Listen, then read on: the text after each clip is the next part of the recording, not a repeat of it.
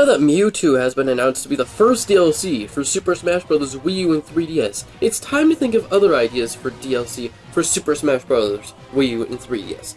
Top 10 DLC characters for Super Smash Bros. Wii U and 3DS. Man, I said the title way too damn much. The rules are fairly simple, but keep in mind this is all my opinion. None of this should be taken too seriously because, well, it's my opinion. It must be first or third party. First party is obvious, being a character owned or made by Nintendo. Third party is a character made by a third-party developer like Capcom, Namco, and Sega, not to be confused with fourth-party characters, which are characters that are outside of the video game community, yet have video games. Look, just because Goku and Superman have video games, doesn't mean they can't appear in Super Smash Bros. They have to origin within the video game community. Repeat, origin! Oh, and they have to have games on Nintendo systems, which both do have that, but they have to follow all the rules, not just one.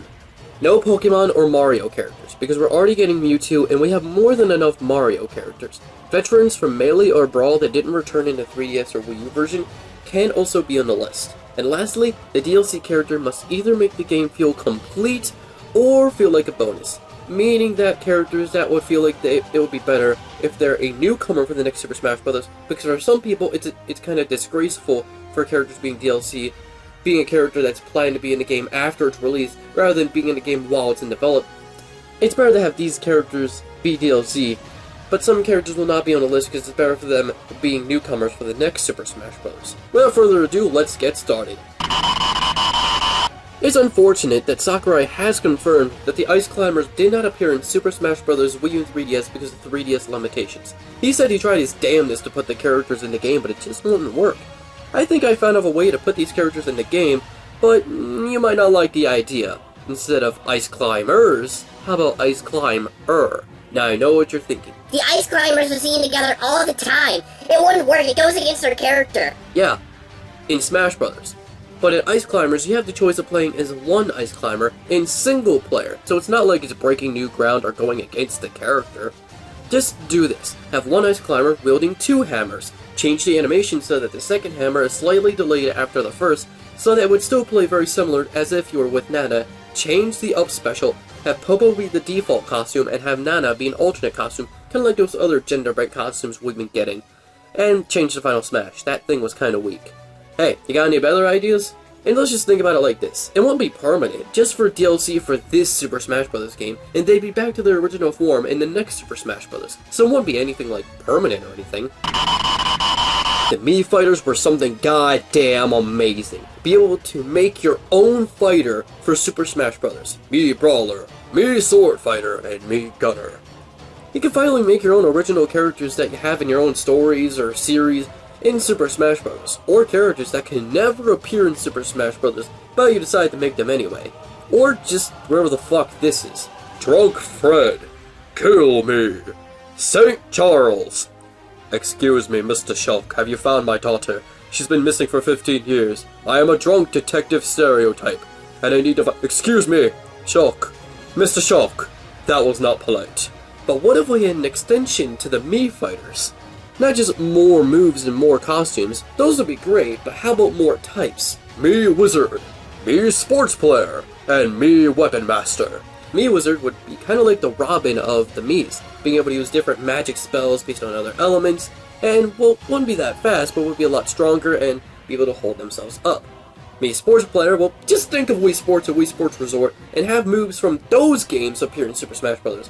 And lastly, Mii Weapon Master, they will never use the same weapon, even for their smash attacks. Their special attacks would have multiple different weapons, and they would never use the same weapon twice.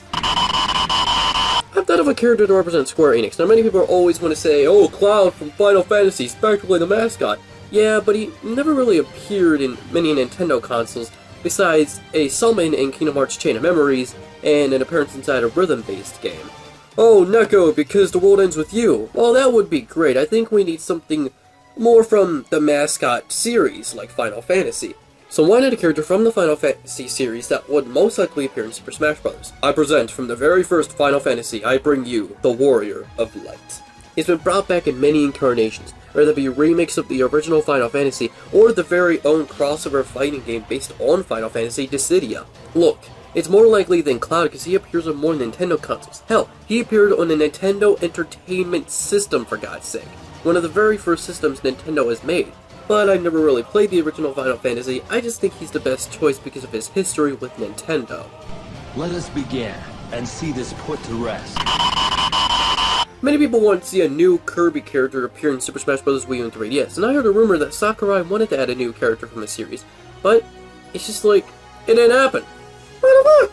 It's kind of weird how in Super Smash Bros. Brawl we get 2 new Kirby characters, one between Melee and Brawl, we only got like 1 or 2 new Kirby games. But after Brawl, we got a shit ton of Kirby games, and we didn't get a new character to represent him. Should we stop making Kirby games just so we can have a newcomer in Super Smash Bros.? One character people have always wanted to see that maybe scratched my head at first, but later on I grew upon the idea, was Bandana D.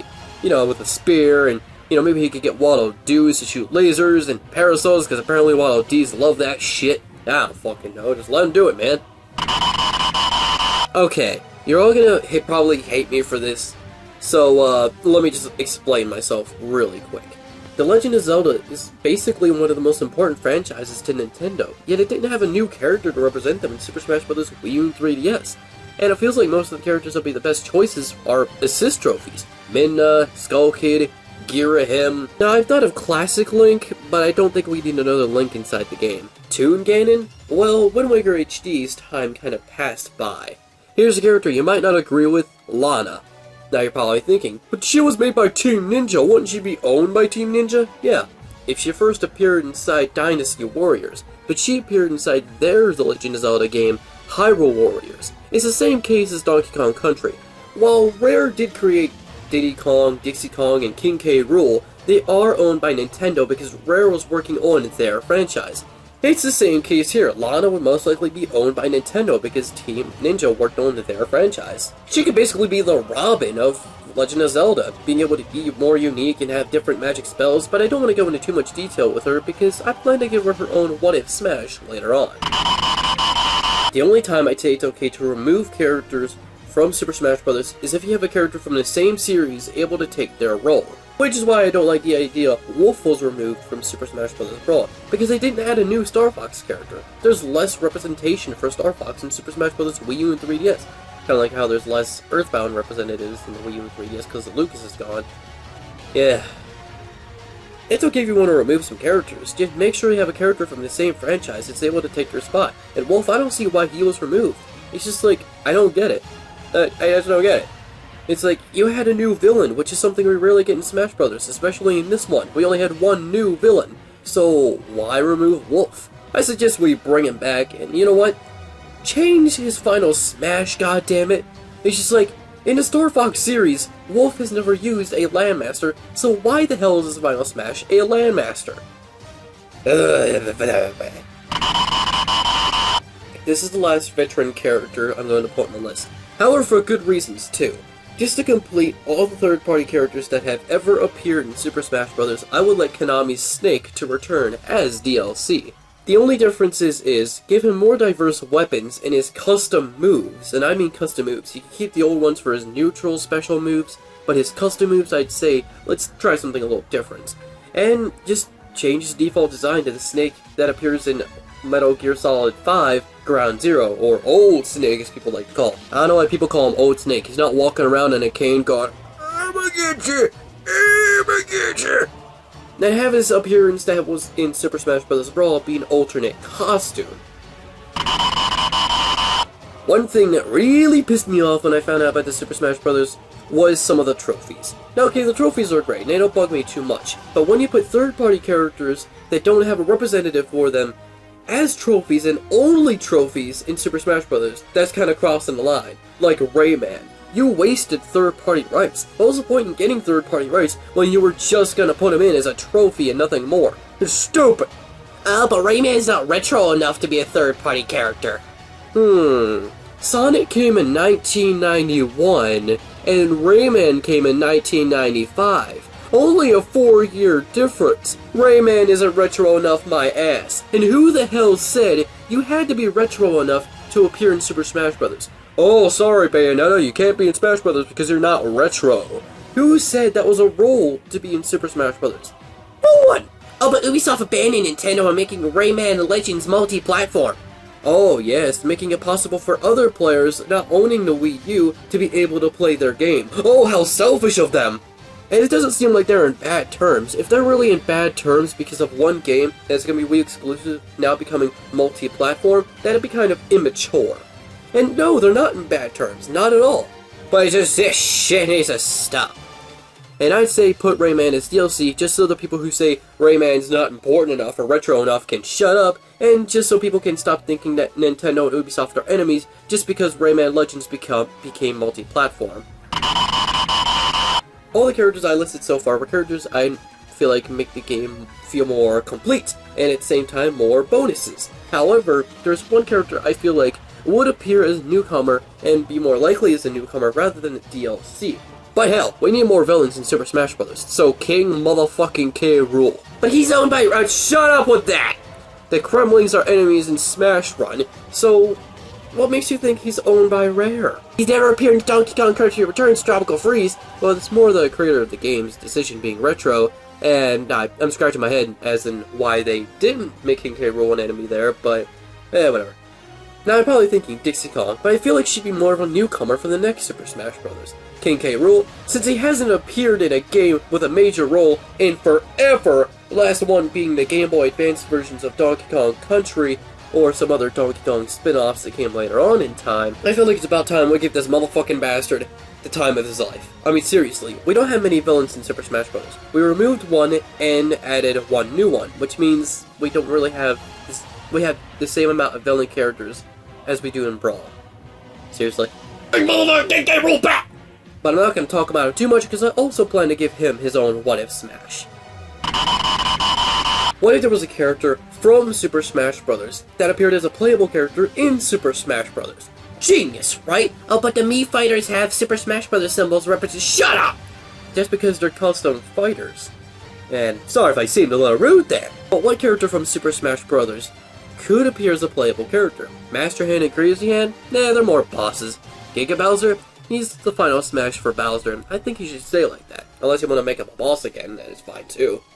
Master Core? Should be a boss. Ancient Minister? He'd be more of an alternate costume of Rob, and doesn't really have anything else to really separate him from Rob. Taboo from the Subspace Emissary? Fuck yeah! But he's too strong! Oh, then weaken his attacks and shrinken some of them. It's not like weakening attacks are going to make the character unrecognizable. It's going to make it easier for them to be playable. It'd be awkward playing as a character slightly higher from the ground and still following the laws of physics as if they're just jumping around. Oh, it's not like Bowser Jr. doesn't do that. Look, we haven't seen Taboo in forever, and I don't see Sakurai bringing Taboo back in any other form whatsoever. So why not bring him back as a playable character? I just blew everyone's minds, right? Whoa! His moveset is right there. I don't even have to do it. You can think of it yourself. Just think of the boss fight you had to deal with Taboo. Just think of that. It's simple. Just weaken some of the attacks, make it possible for him to act like a playable character, and that's all you have to do. The reason I say Taboo is number one, because we need a representative from Super Smash Bros. To be a character for Super Smash Bros. Yeah! I hope you guys enjoyed this list. This one was kinda long, I know, but this one's a list I've been planning for a long time. If you have your own ideas for DLC characters, or you have any ideas to build upon this list, put them in the comments below. Like, maybe favorite, subscribe if you want to see some more. I'll make videos almost every day. And remember, we all see fish in the ceiling at least once in our lives.